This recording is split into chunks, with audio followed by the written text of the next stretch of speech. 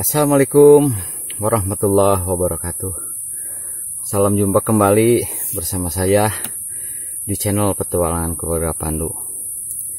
Pada kesempatan kali ini, sambil kita jalan-jalan mencari udara segar, melihat suasana hutan pinus yang menyegarkan, saya akan bercerita mengenai sebuah perjalanan saya sekitar tahun 97.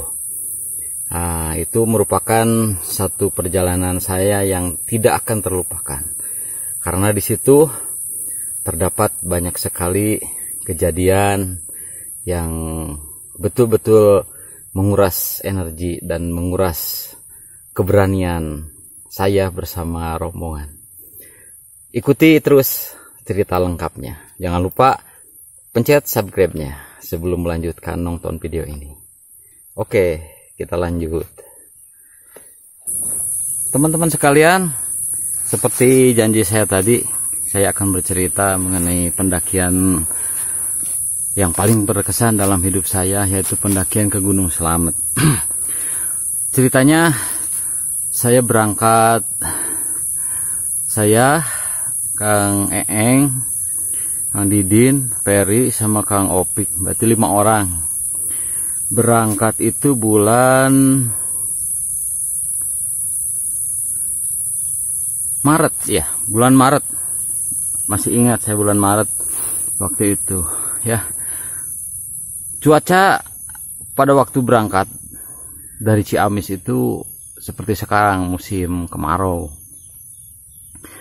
Maka dalam penyusunan logistik juga yang waktu itu memang masih ala kadarnya gitu ya. Maklum tahun 96 kan masih belum begitu booming kegiatan pendakian gunung. Hingga pada saat pertemuan sama teman-teman yang 4 orang tadi, diputuskan bahwa gak usah buat tenda lah, karena lagi musim kemarau. Mana ada hujan, kata Upin Ipin. Akhirnya sebagai antisipasi membawa terpal tenda biru yang dinyanyikan sama Ibu Desi Ratnasari. Nah, berangkatlah kami menuju ke Purwokerto, naik bis, ya. Dari situ naik angkot ke arah Bobotsari, karena waktu itu kami naik melalui Bambangan, ya. Jalur Slamet waktu itu masih ada, perasaan masih baru 2 ya, dari Bambangan sama dari Baturaden. Nah, kami sampai tiba di Bambangan, di base camp. Dari Bobotsari itu jalan kaki ke base camp, ya, ke base camp. Kemudian di sana seperti biasa disambut sama pengelola base camp. Disuguhin, waktu itu saya masih ingat disuguhi ada 3 toples makanan ringan. Ya, namanya habis perjalanan jauh sama teman-teman, sikat aja langsung itu makanan. Akhirnya ludes, kecapean, tidur. Rencana besok paginya mau berangkat menuju ke puncak, ya. Nah, besok pagi cuaca masih cerah, berbesar hatilah kami. Wah, ini pendakian indah. Langsung pamitan sama pengelola base camp. Setelah sarapan, pamitan, berangkatlah. Tidak lupa ngisi air dulu, ya, perbekalan. Kalau detail seperti itu nggak usah diceritain, ya. Langsung naik sampai 3 pos itu alhamdulillah tidak ada kendala, ya. Tapi setelah mencapai Samyang Rangkah, mulailah terjadi hal-hal yang luar biasa menurut saya. kita lanjutkan dulu perjalanan kali ini ya. Nanti ceritanya disambung lagi di pos berikutnya. Oke. Teman-teman sekalian, ceritanya kita lanjutkan sambil ngopi ya.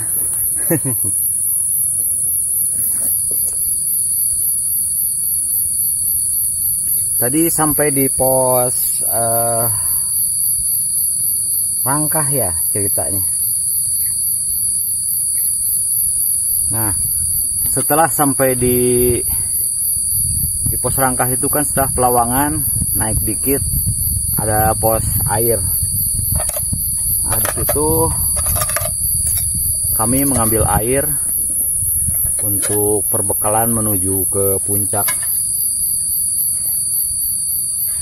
Tapi tiba-tiba saja mendung,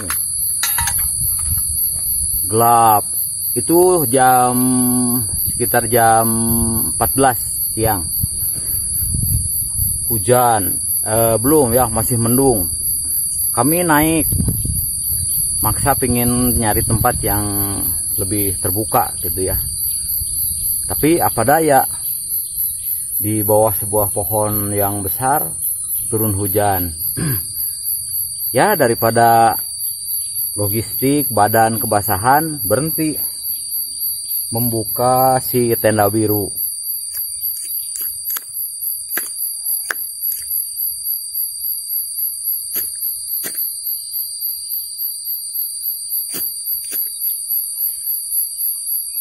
Dengan harapan hujan segera berhenti gitu.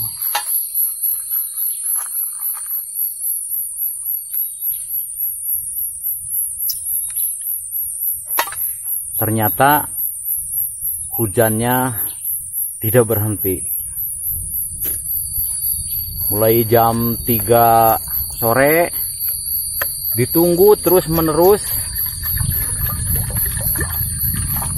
sampai malam, sampai tengah malam si hujannya tidak berhenti juga. Wah, sudah panik karena apa? Namanya juga pakai tenda biru ya teman-teman. Pakai terpal, badai kan otomatis masuk sambil bawa butiran-butiran air. Badan kedinginan, apalagi ada teman kami satu orang yang masih baru pertama kali naik gunung. Lama kelamaan ternyata drop juga ya, dihajar badai yang tiada henti. Nah, waktu itu saya masih ingat tenda kami itu paling bawah ya. Waktu terjadi hujan, tenda kami itu paling bawah karena di atas kami itu udah banyak yang naik ke atas. Nah, menjelang maghrib itu tenda kami ternyata sudah menjadi yang paling tinggi, yang lain udah pada turun. Karena pada waktu itu saya memiliki keyakinan bahwa hujan akan berhenti, badai akan berhenti. Pertimbangan selanjutnya, kami kan dari Ciamis jauh sampai ke Pemalang, itu kan perjalanan yang lumayan jauh, menguras biaya, menguras tenaga. Jadi agak egois juga, sayang gitu ya, biaya, waktu, tenaga, masa nggak sampai puncak. Padahal itu satu kekeliruan ya. Akhirnya kami bertahan. Tiba orang terakhir turun mengatakan, "Mas, turun aja, di atas badainya luar biasa, tidak tertahankan, turun aja biar selamat." Tapi kami waktu itu keras kepala, nggak mau turun karena logistik udah pada basah, badan pada kedinginan. Di jalan pun air itu sudah sampai kira-kira setinggi betis lah, seperti aliran air sungai aja. Padahal itu jalan, karena memang saking gedenya hujan. Wah, pokoknya mantap, mengerikan. Sebelum perjalanan, menuju ke Pemalang, ada satu kebiasaan yang aneh, bukan kebiasaan, satu hal yang saya lakukan dan itu aneh karena tidak biasa saya lakukan, yaitu saya minta dibacain surat Yasin sama almarhum ibu saya. Saya masih ingat waktu itu saya berangkat hari Selasa, sambil sungkem saya bilang, "Mak, saya mau ke puncak, mau ke Gunung Slamet." Ya, beliau bilang, "Udah, hati-hati ya. Tapi Mak, saya minta dibacain surat Yasin nanti pas malam Kamis." Ibu saya juga kaget. Kenapa? Nggak biasanya. Biasanya kan berangkat aja, paling pamit. Pada waktu itu saya minta dibacain surat Yasin waktu itu. Dan barangkali memang itu sebuah firasat. Kalau saya ceritakan itu, teman-teman, badai terbesar yang pernah saya hadapi waktu mendaki gunung. Pernah suatu ketika teman saya mengatakan, kompor gas itu, gasnya itu dalam keadaan tertentu bisa nggak menyala. Dan itu betul-betul saya alami. Kompor gas nggak nyala, korek api juga sama, tidak mau menyala. Yang waktu itu masih bisa membuat kami bertahan itu lilin dan korek api. Korek api yang memang dari dulu suka dicadangkan gitu ya, sebagai untuk antisipasi darurat. Menjelang tengah malam, semua anggota itu shock berat, termasuk saya. Ada teman saya ngobrol ke sana ke sini itu udah nggak nyambung. Saking dinginnya, karena memang tidak bisa menyalakan kompor ya. Kami itu menyalakan lilin sampai 4 batang, pakai kaos tangan. Berdiam di lilin itu, kaos tangan itu sampai terbakar tidak terasa karena saking dinginnya. Teman-teman yang lain juga sama seperti itu. Kaos tangannya pada bolong karena terlalu dekat ke lilin. Terus untuk mengusir dingin,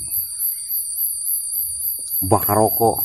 Saya tidak merokok ya, tapi saya bawa rokok itu memang untuk antisipasi ya, antisipasi. Saya ambil sekali nyedot itu 4 batang karena keinginan kuat untuk bertahan supaya tidak kehilangan kesadaran. Sekali sedot 4 batang.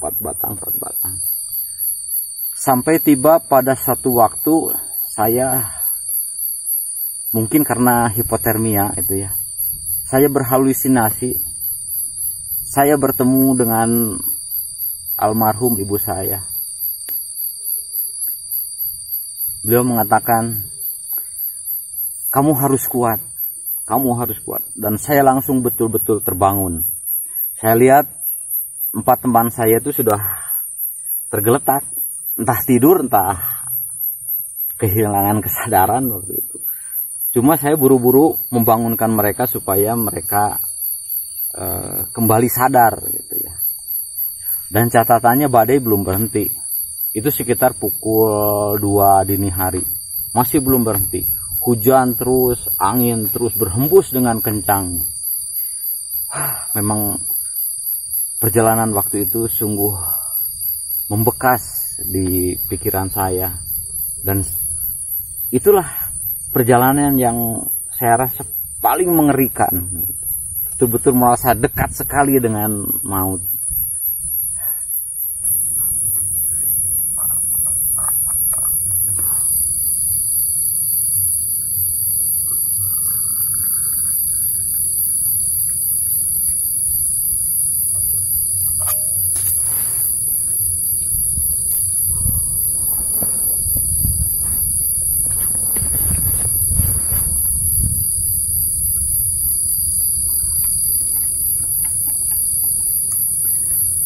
Kita lanjutkan lagi ceritanya teman-teman.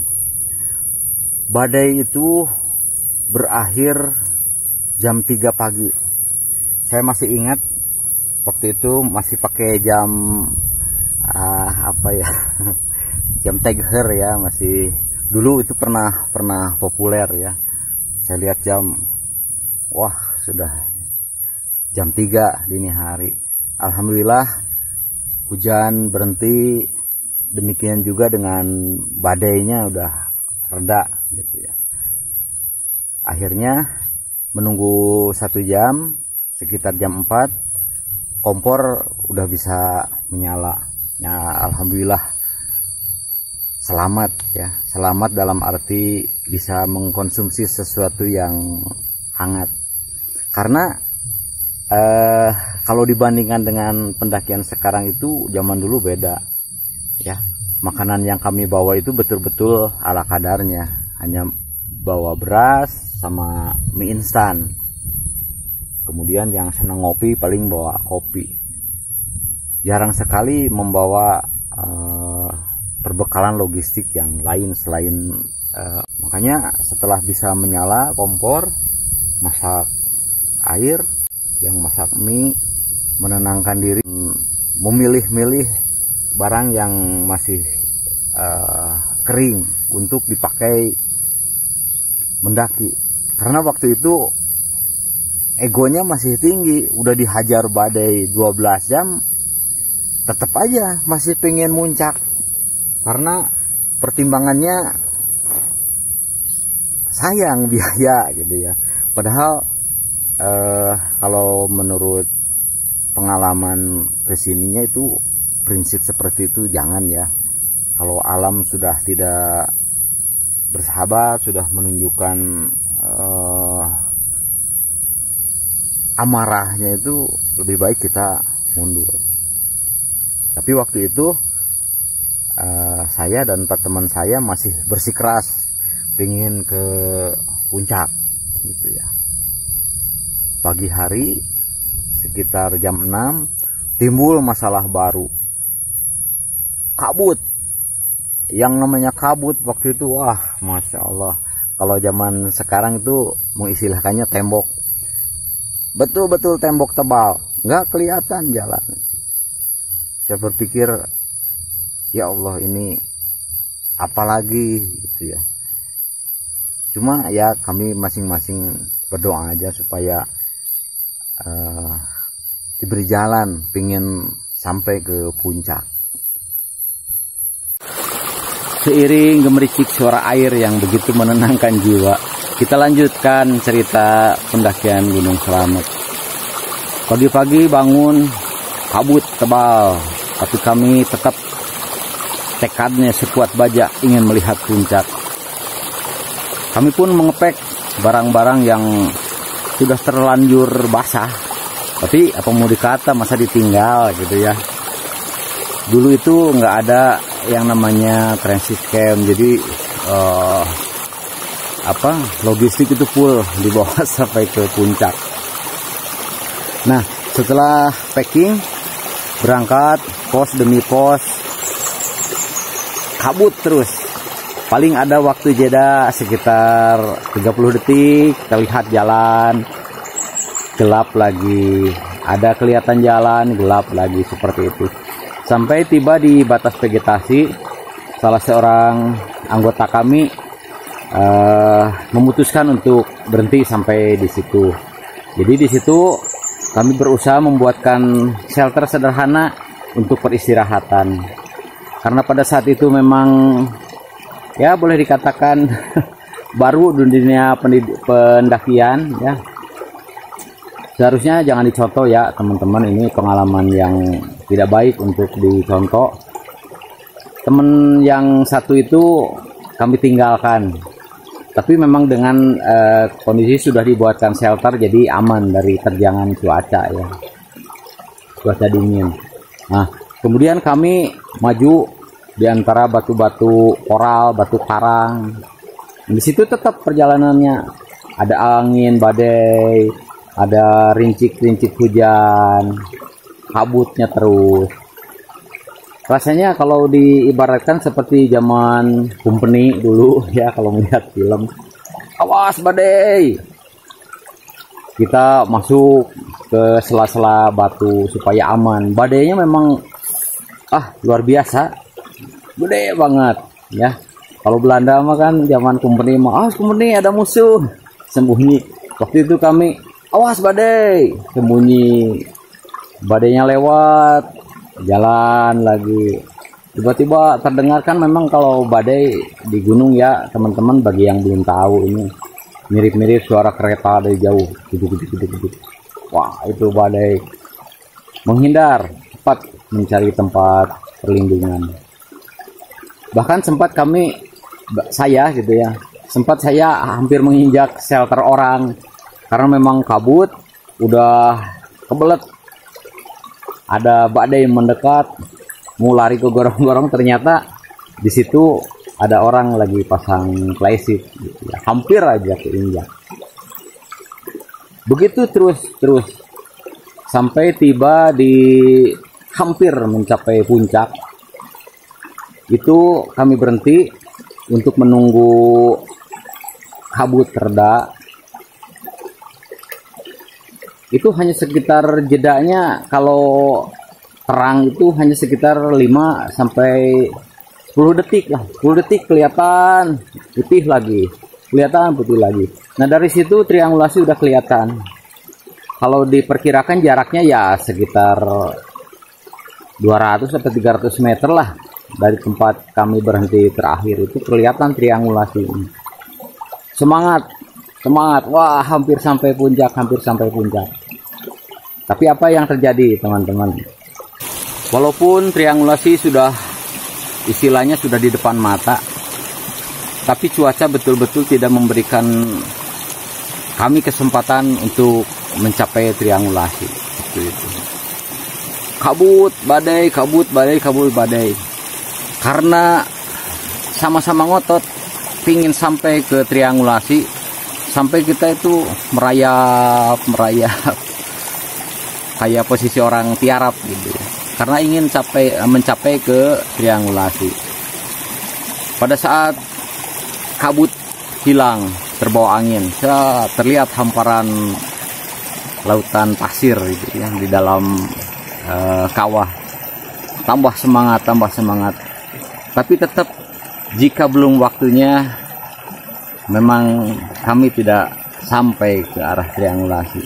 Dengan bersedih hati, kami sepakat untuk segera turun. Karena waktu sudah terlalu siang dan badainya juga sudah mulai intensif lagi. Cuacanya rintik-rintik, kabutnya makin tebal. Makanya setelah orientasi medan, kelihatan bendera yang kami pasang di batas vegetasi, kita kebut turun. Dengan berat hati kami turun dan tidak mencapai triangulasi 3428 mdpl Gunung Slamet. Sedih memang, tapi ya itulah kehendak Tuhan bahwa kami pada saat itu tidak diperkenankan sampai ke titik tertinggi Gunung Slamet. Akhirnya kami turun, alhamdulillah sampai dengan selamat ke base camp, sampai selamat ke Ciamis, walaupun dengan beban yang sedemikian berat karena logistik basah. Sampai saya itu dari base camp sampai ke Ciamis naik bis itu pakai sarung. Ya, romantika pendakian yang mendebarkan dan melelahkan. Teman-teman sekalian, itulah sekelumit cerita saya tentang pendakian yang paling berkesan dalam hidup saya. Selamat dari amukan badai selama 12 jam. Alhamdulillah, sampai saat ini saya masih bisa beraktivitas, bisa menikmati kesegaran alam pegunungan. Mudah-mudahan cerita ini menghibur teman-teman sekalian, bisa menjadi satu pembelajaran bahwa jangan pernah menyepelekan cuaca. Itu saja pesannya. Apapun kondisi cuaca, bawa perlengkapan full. Terima kasih sudah menonton. Assalamualaikum warahmatullahi wabarakatuh.